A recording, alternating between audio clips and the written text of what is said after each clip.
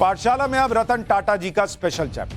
आज उनका जन्मदिन है, इसलिए आपको बताऊंगा कि रतन टाटा जैसी शख्सियत से क्या सीखा जा सकता है, वो चुनौतियां क्या हैं, वो फैसले क्या हैं जिन्होंने रतन टाटा को रतन टाटा बनाया।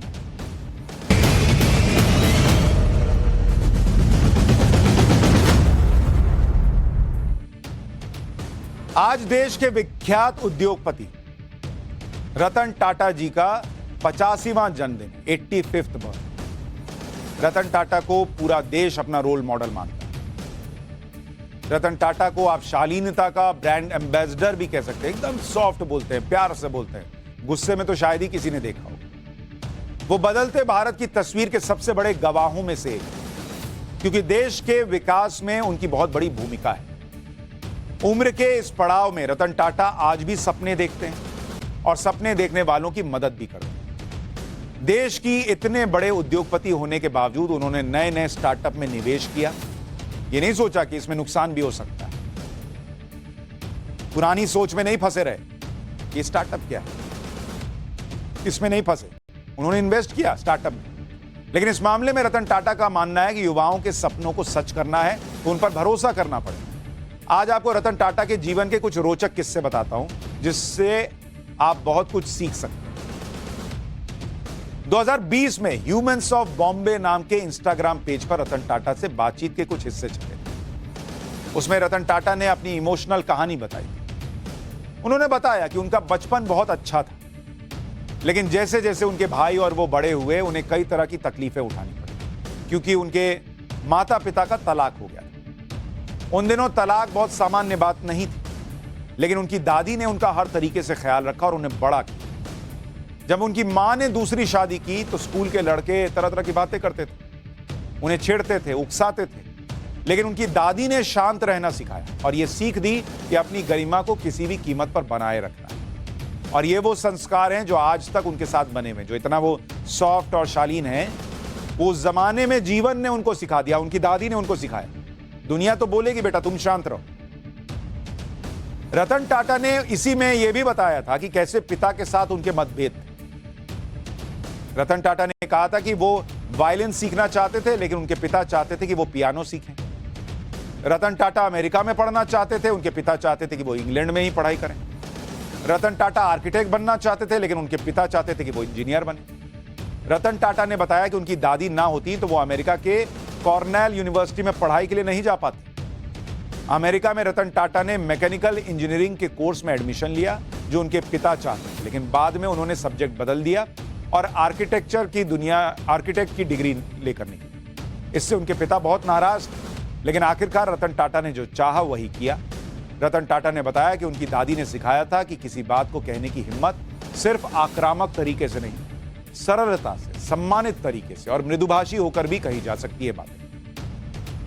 तो जिनको ऐसा लगता है कि मेरे ही माँ बाप मुझे टोकते हैं, मैं जो चाहता हूं वो नहीं करने देते, रतन टाटा के पिताजी भी अलग सोचते थे और रतन टाटा दूसरी दिशा में सोचते थे। तो बड़ों के साथ ये हो चुका है। अमेरिका में कॉलेज की पढ़ाई करने के बाद रतन टाटा ने वहीं लॉस एंजलिस में नौकरी भी शुरू कर दी और यहीं पर उन्हें प्यार हुआ और करीब करीब शादी तक मामला पहुंच गया। रतन टाटा ने अपनी लाइफ का यह दिलचस्प किस्सा भी बताया। उन्होंने बताया था कि LA लॉस एंजलिस की आर्किटेक्चर फर्म में उन्होंने करीब 2 साल काम किया। वहां का मौसम शानदार था, उन्हें अपनी नौकरी बहुत पसंद थी, उनके पास अब अपनी गाड़ी हो चुकी थी और इसी दौरान लॉस एंजलिस में उन्हें प्यार हो और करीब करीब शादी तक बात पहुंच गई, लेकिन हुई नहीं। हुआ क्या कि उन्हें टेम्पररी भारत लौटने का फैसला करना पड़ा, क्योंकि उनकी दादी पिछले 7 साल से बीमार थी और उनकी तबीयत बिगड़ रही। रतन टाटा ने सोचा कि जब वो भारत लौटेंगे तो उनके साथ वो लड़की भी भारत आ जाएगी जिससे वो शादी करना चाहते हैं। लेकिन उस वक्त 1962 के भारत चीन युद्ध की वजह से लड़की के माता पिता इस बात के लिए तैयार नहीं थे कि वो लड़की भारत आए और इस वजह से उनकी शादी की बात वहीं पर खत्म हो गई। 2011 में अमेरिकी न्यूज चैनल CNN इंटरनेशनल को दिए इंटरव्यू में रतन टाटा ने बताया था कि उनके जीवन में 4 बार ऐसा हुआ कि बात शादी तक पहुंची। 4 बार बात शादी तक पहुंची, लेकिन हर बार किसी ना किसी डर से वो शादी से पीछे हट गए। हर मौका अलग किस्म का था, लेकिन जब वो इन मौकों से जुड़े हुए लोगों को अब देखते हैं तो लगता है कि शादी ना करने का फैसला बुरा नहीं था। उनका मानना था कि अगर शादी हो जाती तो शायद उनके लिए चीजें और जटिल हो जाती। अब इसका मतलब ये नहीं कि आप शादी करना छोड़ दें। बहुत लोग शादी करके भी बड़े बड़े बिजनेसमैन बने हुए हैं।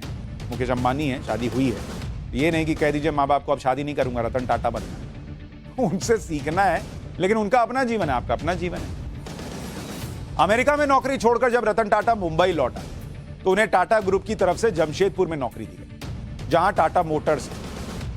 अच्छा, ये क्या था कि एक तरह की इंटर्नशिप थी, जिसमें रतन टाटा को 2 हफ्ते एक डिपार्टमेंट में, 2 हफ्ते दूसरे डिपार्टमेंट में रहना था। लेकिन ये बेकार का काम था, क्योंकि वहां रतन टाटा से कोई कुछ कहता तो था नहीं कि करना क्या है। सबको लगता था कि बॉस का बेटा है, इसको क्या बोले। रतन टाटा ने 6 महीने तो इसी कोशिश में निकाल दिए कि वो वहां खुद को कुछ काम का साबित कर सकें।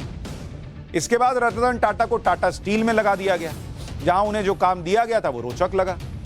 जमशेदपुर में रतन टाटा 6 साल रहे। इसके बाद 1971 में रतन टाटा को ग्रुप की इलेक्ट्रॉनिक्स कंपनी नेल्को की जिम्मेदारी दी, जिसकी आर्थिक स्थिति अच्छी नहीं थी। लेकिन रतन टाटा ने नेल्को की आर्थिक स्थिति सुधार दी। मतलब उन्होंने चैलेंज के तौर पे लिया और उसको करके दिखाया। उसका मार्केट शेयर बढ़ गया, घाटा भी पूरा हो गया। हालांकि बाद में इमरजेंसी की वजह से आई मंदी और यूनियन की हड़तालों ने नेल्को को भी बंद करवा दिया एक तरीके से। इसके बाद रतन टाटा को ग्रुप की सबसे पुरानी कपड़ा मिल इंप्रेस मिल्स को संभालने के लिए कहा गया, जो बड़े घाटे में चल रही। उनको लगा कि एक बार इसने घाटे से उबार दिया, हो सकता है अगले बार भी कर दे।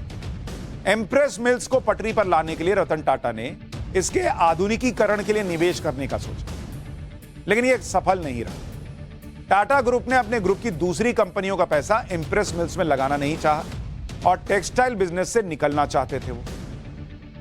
इसलिए 1986 में इंप्रेस मिल्स को आखिरकार बंद कर दिया। बाद में कई सालों बाद एक इंटरव्यू में रतन टाटा ने बताया कि सिर्फ 50 लाख का निवेश हो जाता तो इंप्रेस मिल्स की किस्मत बदल जाती।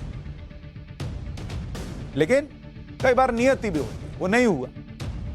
2 कंपनियों के फेल हो जाने के बाद टाटा ग्रुप के सीनियर लोग रतन टाटा से चिढ़े हुए और रतन टाटा पर निशाने तब बढ़ गए जब 1991 में टाटा ग्रुप के चेयरमैन जेआरडी टाटा ने रतन टाटा को अपना उत्तराधिकारी घोषित कर दिया, क्योंकि जेआरडी टाटा को रतन टाटा से बेहतर कोई और नहीं लगा। और तब से अभी तक बीच में कुछ सालों को छोड़कर रतन टाटा ही टाटा ग्रुप को संभालते रहे और उसे ग्लोबल ब्रांड बना दिया। रतन टाटा से जुड़ा आज आपको वो किस्सा सुनाता हूं जिससे हर हिंदुस्तानी का सीना गर्व से चौड़ा हो जाएगा। 90 के दशक में रतन टाटा ने टाटा मोटर्स के तहत छोटी गाड़ियों का निर्माण शुरू कर दिया, लेकिन 1999 आते आते घाटे की वजह से टाटा मोटर्स के पैसेंजर कार बिजनेस को बेचने का फैसला किया। इसके लिए रतन टाटा अमेरिका की मशहूर कार कंपनी फोर्ड मोटर्स के चेयरमैन बिल फोर्ड से मिलने पहुंचे। डील के दौरान बिल फोर्ड ने रतन टाटा का अपमान करते हुए कहा कि अगर मैं ये सौदा करता हूं तो ये तुम्हारे ऊपर बड़ा एहसान होगा। ये बात रतन टाटा को चुभ गई, लेकिन उन्होंने अपना गुस्सा जाहिर नहीं किया और मुस्कुराते हुए डील को कैंसिल करने का मन बना लिया। इसके बाद रतन टाटा ने अपना पूरा ध्यान टाटा की कारों पर लगाया और साल 2008 में उनकी कारों ने बाजार में अपनी पकड़ बना ली। लेकिन दूसरी तरफ अमेरिका में फोर्ड मोटर्स का ग्राफ नीचे आता चला। कंपनी के घाटे को देखते हुए रतन टाटा ने फोर्ड मोटर्स सबसे मशहूर जैगुआर और लैंड रोवर ब्रांड को खरीदने का ऑफर दिया, लेकिन शर्त यह थी कि बिल फोर्ड को कंपनी बेचने के लिए मुंबई आना पड़ेगा। और यही हुआ। ऐसा कहा जाता है कि इस डील के दौरान बिल फोर्ड ने रतन टाटा से कहा कि इस डील से आपने मेरे ऊपर बहुत बड़ा एहसान किया। यह बात आपको इसलिए बताई कि बड़ा होने में और महान होने में फर्क